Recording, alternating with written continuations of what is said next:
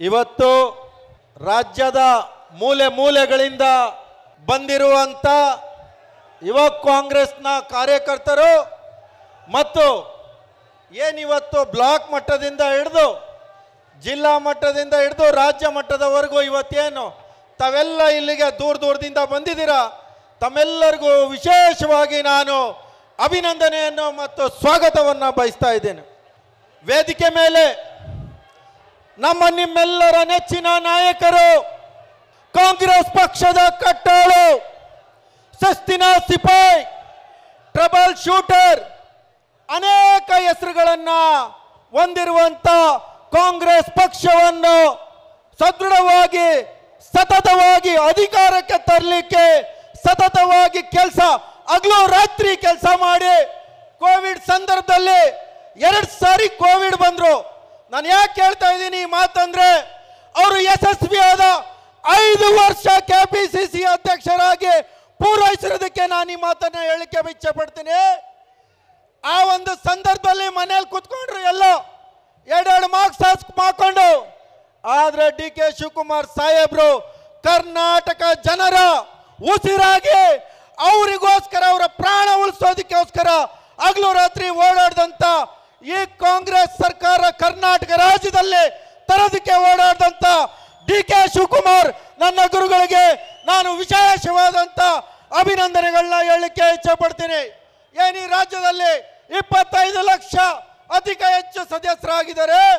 ಅದಕ್ಕೂ ಸಹ ಅವರ ಅತಿಯಾದ ಒಂದು ಕೊಟ್ಟಂತ ಸಹಕಾರದಿಂದ ನಾನು ವಿಶೇಷವಾಗಿ ಕೆಪಿಸಿಸಿ ಅಧ್ಯಕ್ಷರಿಗೆ ಧನ್ಯವಾದಗಳು ಮತ್ತು ಎಐಸಿಸಿ ಕಾರ್ಯದರ್ಶಿಗಳು, ಕರ್ನಾಟಕದ ಉಸ್ತುವಾರಿಗಳಾದಂಥ ಮಯೂರ ಜೈಕುಮಾರ್ ಇದ್ದಾರೆ.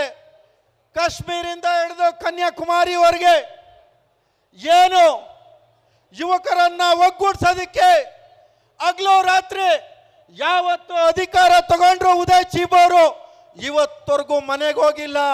ಕಾಂಗ್ರೆಸ್ ಪಕ್ಷನ ಒಂದು ಕಟ್ಟಾಳಾಗಿ ಪಕ್ಷವನ್ನ ಬಲಪಡಿಸೋದಕ್ಕೆ ಹಗಲು ರಾತ್ರಿ ಓಡಾಡ್ತಾ ಇರುವಂತ, ನಿನ್ನೆ ಸಹ ಬಿಹಾರ್ ಅಲ್ಲಿದ್ರು, ಬಿಹಾರ್ ಅಲ್ಲಿ ಪಾದಯಾತ್ರೆ ಮುಗಿಸ್ಕೊಂಡು ಬೆಂಗಳೂರಿಗೆ ರಾತ್ರಿ 2 ಗಂಟೆಗೆ ಬಂದು ಈ ಕಾರ್ಯಕ್ರಮಕ್ಕೆ ತಾವು ಆಗಮಿಸಿದಿರ. ನಾನು ವಿಶೇಷವಾಗಿ ಒಬ್ಬ ಸಾಮಾನ್ಯ ಕುಟುಂಬದಿಂದ ಬಂದಂತ ಉದಯ್ ಚೀಬ್, ಯಾವುದೇ ಆದಂತ ಒಂದು ರಾಜಕೀಯ ಹಿನ್ನೆಲೆ ಇಲ್ಲ. ರಾಹುಲ್ ಗಾಂಧಿರವರು ಅವರ ಪಕ್ಷ ನಿಷ್ಠೆ ಮತ್ತು ಅವರ ಸಂಘಟನೆಯ ಶಕ್ತಿಯನ್ನು ಗುರುತಿಸಿ ಅವ್ರಿಗೆ ಯುವ ಕಾಂಗ್ರೆಸ್ ಅಧ್ಯಕ್ಷವನ್ನ ಕೊಟ್ಟಿದ್ದಾರೆ. ನಾನು ಉದಯ್ ಚಬರ್ ಅವರಿಗೆ ಆತ್ಮೀಯವಾಗಿ ಅಭಿನಂದನೆಗಳನ್ನ ಹೇಳಲಿಕ್ಕೆ ಇಚ್ಛೆ ಪಡ್ತೀನಿ. ಮತ್ತೋರ್ವ ಎಐಸಿಸಿ ಕಾರ್ಯದರ್ಶಿಗಳು, ಕರ್ನಾಟಕದ ಅವರು ಆದಂತ ಮಾಜಿ ಯುವ ಕಾಂಗ್ರೆಸ್ನ ಉಸ್ತುವಾರಿಗಳಾದಂಥ ಸೂರಜ್ ಹೆಗಡೆ ಸಾಹೇಬರಿದ್ದಾರೆ. ನಾನು ಅವ್ರಿಗೂ ಸಹ ನಾನು ಸ್ವಾಗತವನ್ನ ಬಯಸ್ತೇನೆ. ಮತ್ತೆ ಮಾಜಿ ಯುವ ಕಾಂಗ್ರೆಸ್ನ ಅಧ್ಯಕ್ಷರು ಈಗ ತಾನೇ ತಮ್ಮ ಮುಂದೆ ಸಾಕಷ್ಟು ಅವರ ವಿಚಾರಗಳನ್ನ ಹಂಚ್ಕೊಂಡ್ರು. ನಲ್ಪಾಡ್ರವರು ಅವರು ಸಹ ಪಕ್ಷವನ್ನ ಕಟ್ಟಲಿಕ್ಕೆ ಸಾಕಷ್ಟು ಏನು ಒಂದು ಹೋರಾಟ ಮಾಡಿದ್ದಾರೆ. ಅವ್ರಿಗೂ ಸಹ ನಾನು ವಿಶೇಷವಾಗಿ ಅಭಿನಂದನೆಗಳನ್ನ ಹೇಳಲಿಕ್ಕೆ ಇಚ್ಛೆ ಪಡ್ತೀನಿ. ಈಗ ತಾನೇ ಏನು ಗ್ಯಾರಂಟಿಯಲ್ಲಿ ಗೃಹಲಕ್ಷ್ಮಿ 2,000 ರೂಪಾಯಿ ಇಡೀ ರಾಜ್ಯಕ್ಕೆ ಕೊಟ್ಟಂತ ಮಂತ್ರಿಗಳು ಆದಂತ ಲಕ್ಷ್ಮೀ ಹೆಬ್ಬಾಳ್ಕರ್ ಮೇಡಮ್ ರವರು ಆಗಮಿಸಿದ್ದಾರೆ. ಅವ್ರಿಗೂ ಸಹ ನಾನು ಸ್ವಾಗತವನ್ನ ಬಯಸ್ತೇನೆ. ಕೆಪಿಸಿಸಿ ವರ್ಕಿಂಗ್ ಪ್ರೆಸಿಡೆಂಟ್ ಆದಂತ ಮಾಜಿ ಯುವ ಕಾಂಗ್ರೆಸ್ನ ಆಲ್ ಇಂಡಿಯಾ ಪದಾಧಿಕಾರಿಗಳು, NSUI ಹಿನ್ನೆಲೆ ಉಳ್ಳಂತವರು, ಯೂತ್ ಕಾಂಗ್ರೆಸ್ನ ಹಿನ್ನೆಲೆ ಇರುವಂತ ವಿನಯ್ ಕುಮಾರ್ ಸೊರ್ಕೆ ಸಾಹೇಬ್ರಿದ್ದಾರೆ. ನಿಮ್ಮೆಲ್ಲರ ನೆಚ್ಚಿನ ನಾಯಕರು BL ಶಂಕರ್ ಸಾಹೇಬ್ರಿದ್ದಾರೆ.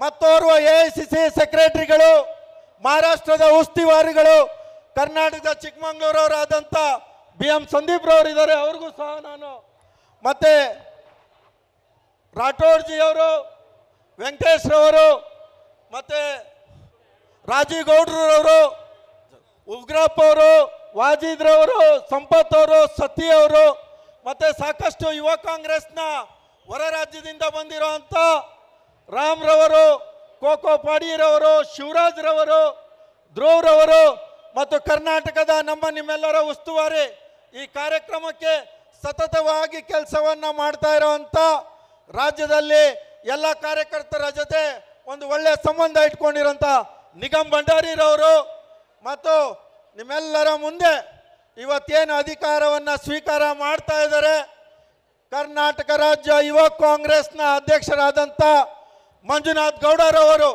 ಅವರು ಸಹ ಯಾವುದೇ ರೀತಿಯಾದಂಥ ಒಂದು ಹಿನ್ನೆಲೆ ಇಲ್ಲದೆ ಇರೋಂಥ ಬ್ಯಾಕ್ಗ್ರೌಂಡ್ ಇಲ್ಲದೆ ಇರೋಂಥ ಒಬ್ಬ ಸಾಮಾನ್ಯ ಕಾರ್ಯಕರ್ತ. ಈ ಒಂದು ರಾಹುಲ್ ಗಾಂಧಿಯವರ ಒಂದು ಕನಸು ಕರ್ನಾಟಕ ರಾಜ್ಯದಲ್ಲಿ ಇದು ಮತ್ತೆ ಇಲ್ಲಿ ಎಲೆಕ್ಷನ್ ಆಗಿ 25 ಲಕ್ಷಕ್ಕೂ ಹೆಚ್ಚು ಸದಸ್ಯರು ಮತ್ತು 3,000ಕ್ಕೂ ಅಧಿಕ ಏನು ಪದಾಧಿಕಾರಿಗಳಿಗಾಗಿದ್ದಾರೆ. ಅವ್ರಿಗೂ ಸಹ ನಾನು ವಿಶೇಷವಾಗಿ ಅಭಿನಂದನೆಗಳನ್ನ ಹೇಳಲಿಕ್ಕೆ ಇಚ್ಛೆ ಪಡ್ತೀನಿ. ಬಸನಗೌಡರು ಮತ್ತು ಎಲ್ಲ ದಯವಿಟ್ಟು ಉಪಾಧ್ಯಕ್ಷರುಗಳು, ಜಿಲ್ಲಾ ಅಧ್ಯಕ್ಷರು, ಪದಾಧಿಕಾರಿಗಳು ಅವ್ರಿಗೂ ಸಹ ನಾನು ವಿಶೇಷವಾಗಿ ಅಭಿನಂದನೆಗಳನ್ನ ಹೇಳ್ತಾ ನಾನು ಹೆಚ್ಚಿಗೆ ಮಾತಾಡೋಕ್ಕೆ ಹೋಗಲ್ಲ. ತಮಗೆಲ್ಲರಿಗೂ ಗೊತ್ತಿದೆ, ತಮ್ಗಳ ಮುಂದೆ ಭಾಳ ದೊಡ್ಡ ಸವಾಲಿದೆ. ನಾನು ಹೆಚ್ಚಿಗೆ ಭಾಷಣ ಮಾಡೋಕ್ಕೆ ಹೋಗಲ್ಲ. ತಾವೆಲ್ಲ ಅರ್ಥ ಮಾಡ್ಕೋಬೇಕು, ಕರ್ನಾಟಕ ರಾಜ್ಯದಲ್ಲಿ ಕಾಂಗ್ರೆಸ್ ಪಕ್ಷ ಕೊಟ್ಟಂತ 5 ಗ್ಯಾರಂಟಿಗಳನ್ನ ತಾವು ಜನಗಳ ಮಧ್ಯ ಯಾವ ರೀತಿ ತೆಗೆದುಕೊಂಡು ಹೋಗ್ತೀರಾ, ಯಾರ್ಯಾರು ಅದರಲ್ಲಿ ಫಲಾನುಭವಿಗಳು ವಂಚಿತರಾಗಿದ್ದಾರೆ ಅಂಥವ್ರನ್ನ ತಾವು ಐಡೆಂಟಿಫೈಯನ್ನು ಮಾಡಿ ಅವರಿಗೆ ಒಂದು ವಾಪಸ್ಸು ಅವ್ರಿಗೆ ಒಂದು ಗ್ಯಾರಂಟಿಯ ಸೌಲಭ್ಯವನ್ನು ಕೊಡಿಸುವಂಥ ಕೆಲಸ ತಾವೆಲ್ಲ ಮಾಡಬೇಕಾಗ್ತದೆ. ತಮಗೆಲ್ಲರಿಗೂ ಗೊತ್ತಿದೆ, BJP ಅವರು ಏನು ಹೊಸ ವೋಟರ್ಸ್ ಇದ್ದಾರೆ, ಭಾಳ ದೊಡ್ಡ ಸವಾಲು ನಿಮ್ಗಳ ಮುಂದೆ ಇದೆ. ಹೊಸ ವೋಟರ್ಸಿಗೆ ಯಾವ ರೀತಿ ದಿಕ್ಕನ್ನು ತಪ್ಪಿಸ್ತಾರೆ ಅನ್ನೋದು ತಾವೆಲ್ಲ ನೋಡಿದ್ದೀರ. ಆ ಸುಳ್ಳಿನ ವಿಚಾರಗಳು, ಸುಳ್ಳಿನ ಮೇಲೆ ಒಂದು ಏನು ಸರೆಮಾಲೆಗಳನ್ನ ಹೇಳಿ ಸುಳ್ಳು ಹೇಳಿ ದಿಕ್ಕು ತಪ್ಪಿಸೋವಂಥ ಕೆಲಸವನ್ನು ಕರ್ನಾಟಕ ರಾಜ್ಯದ ಯುವಕರಿಗೆ ಮಾಡ್ತಾ ಇದ್ದಾರೆ. ನಿಮ್ಮ ಮೇಲೆ ನನಗೆ ನಂಬಿಕೆ ಇದೆ. ಯಾಕೆಂದರೆ ಸಾಕಷ್ಟು ಯುವಕರು ತಾವೆಲ್ಲರೂ ಏನೊಂದು ಕಮಿಟಿಲಿ ಆಲ್ರೆಡಿ ಇದ್ದೀರಾ, ಕಳೆದ ಚುನಾವಣೆಯ ಕಮಿಟಿಲಿ ಇದ್ರಿ, ಸಾಕಷ್ಟು ಹೊಸಬರು ಬಂದಿದ್ದೀರಾ. ತಾವೆಲ್ಲರೂ ಸೇರಿ ಆ ಒಂದು ಯುವಕರನ್ನ ಏನು ದಾರಿ ತಪ್ಪಿಸೋವಂಥ ಕೆಲಸ ಮಾಡ್ತಿದ್ದಾರೆ. RSS BJP ಅವರು ಅವ್ರಿಗೆ ಸರಿಯಾದ ಉತ್ತರವನ್ನು ಕೊಡಬೇಕಾಗ್ತದೆ. ಲಕ್ಷ್ಮೀ ಹೆಬ್ಬಾಳ್ಕರ್ ಮೇಡಮ್ ಅವರು ಬಂದ ತಕ್ಷಣ ನನಗೆ ಜ್ಞಾಪನ ಬಂತು.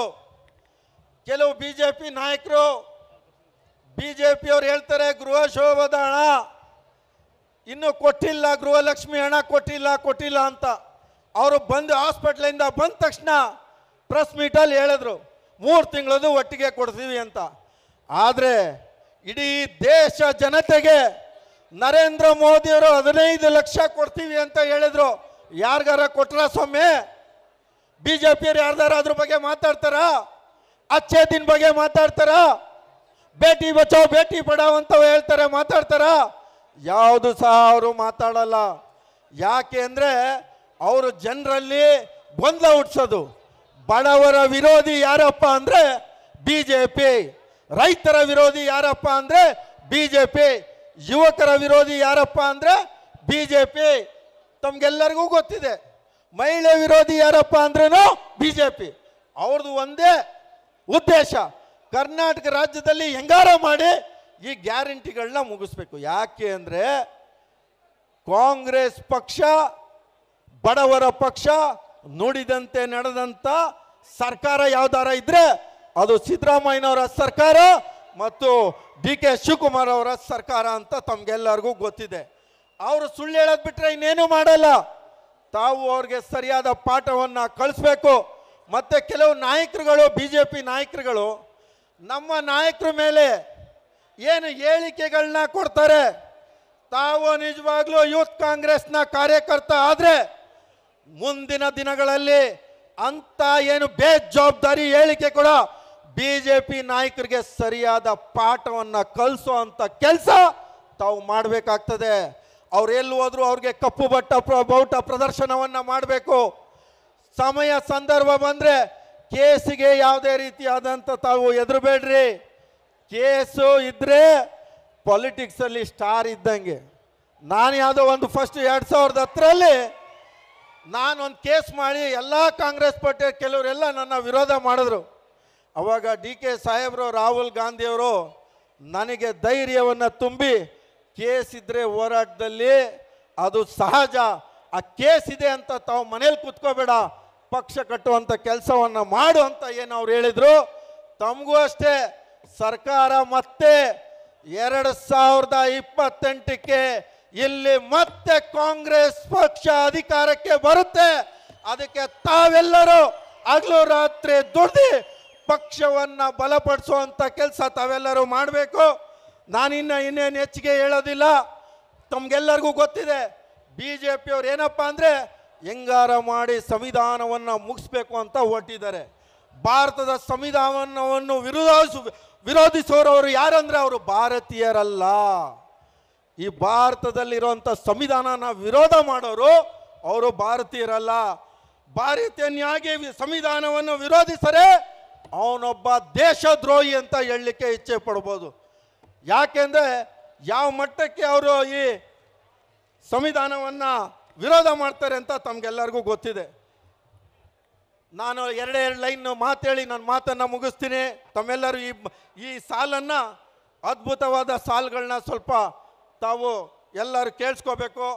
ದೃಷ್ಟಿ ಬದಲಿಸಿ ನೋಡು, ದೃಶ್ಯವೇ ಬದಲಾಯಿತು. ಹವ್ಯಾಸ ಬದಲಿಸಿ ನೋಡು, ಹಣಬರವೇ ಬದಲಾಯಿತು. ವಿಚಾರ ಬದಲಿಸಿ ನೋಡು, ದೇಶವೇ ಬದಲಾಯಿತು. ದೋಣಿ ಬದಲಿಸಲೇಬೇಕಿಲ್ಲ, ದಿಕ್ಕು ಬದಲಿಸಿದರೆ ಸಾಕು, ನೀವು ಸೇರುವ ದಡ ನೀವು ತಲುಪುತ್ತೀರಾ.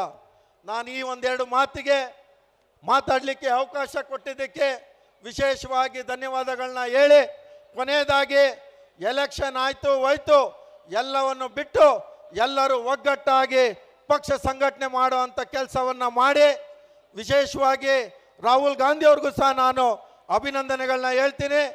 ಈ ದೇಶದಲ್ಲಿ ಸಂವಿಧಾನವನ್ನು ಉಳಿಸ್ಲಿಕ್ಕೆ ಯಾರ ಒಬ್ಬರು ನಾಯಕರು ಹಗಲು ರಾತ್ರಿ ಈ ದೇಶದಲ್ಲಿ ಯಾರು ಹೋರಾಟ ಮಾಡ್ತಾ ಇದ್ದಾರೆ ಅಂದರೆ ಅದು ರಾಹುಲ್ ಗಾಂಧಿಯವರು ಅಂತ ನಾವೆಲ್ಲರೂ ಎಚ್ಚೆತ್ಕೋಬೇಕು. ಮುಂದಿನ ದಿನಗಳಲ್ಲಿ ಏನು ಒಂದು ಖರ್ಗೆ ಸಾಹೇಬ್ರವರ ಅಧ್ಯಕ್ಷತೆಯಲ್ಲಿ ಮತ್ತೆ ಇಲ್ಲಿ ಅಧಿಕಾರಕ್ಕೆ ತಾವು ಸರ್ಕಾರಕ್ಕೆ ಇಲ್ಲಿ ಕಾಂಗ್ರೆಸ್ ಪಕ್ಷವನ್ನು ತರಬೇಕು ಅಂದರೆ ತಾವೆಲ್ಲ ಹೆಚ್ಚಿನ ಕೆಲಸವನ್ನು ಮಾಡಬೇಕು ಅಂತೇಳಿ ನಾನು ಮಾತು ಮುಗಿಸ್ತೀನಿ. ಜೈ ಹಿಂದ್, ಜೈ ಕಾಂಗ್ರೆಸ್ ಪಾರ್ಟಿ.